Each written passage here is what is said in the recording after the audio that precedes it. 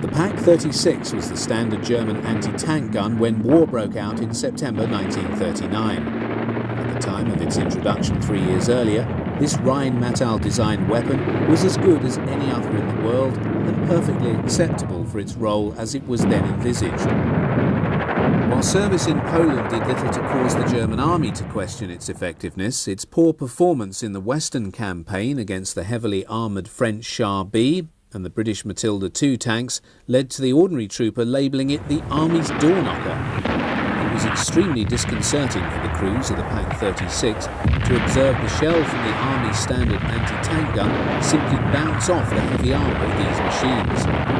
This was compounded by a repeat experience when in June 1941 the Germans first encountered the Soviet T-34 and KV-1.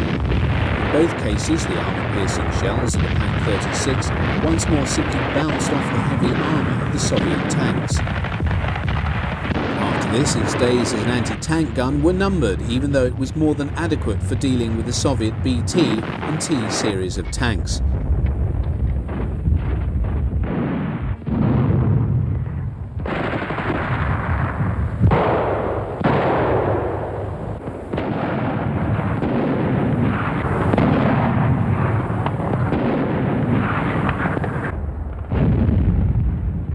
The PaK-36 remained in service for many years, often being employed by infantry as a light artillery piece.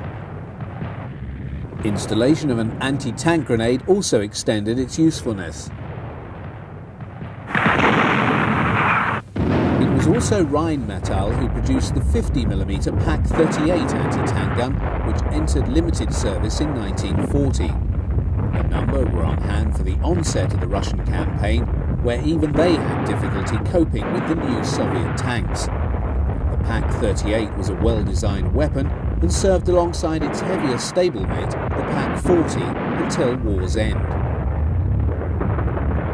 The most commonly encountered and effective purpose-designed German anti-tank gun encountered on all fronts from late 1941 onwards was the 75mm PaK-40.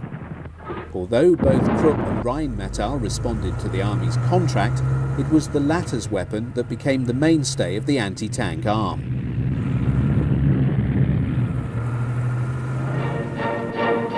One of the more unusual sequences of film, dating from 1943, illustrates a PaK-40 being towed by horses ridden by Cossacks. These famed riders of the steppe served in some numbers with the Wehrmacht, and it was their expertise with these animals that saw them pulling this anti-tank gun in this fashion. On most occasions, the PaK-40 was towed by a half-track or Raupenschlepper.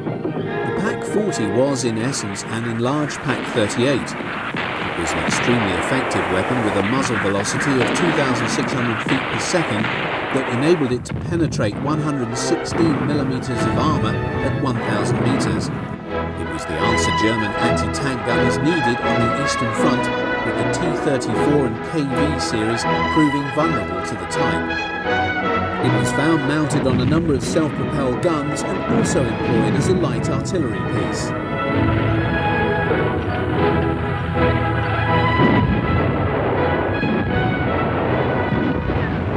Nicknamed the barn door by troops who used it by virtue of its heavy weight and cumbersome size, the 88mm PaK-43-41 was nevertheless a highly effective weapon.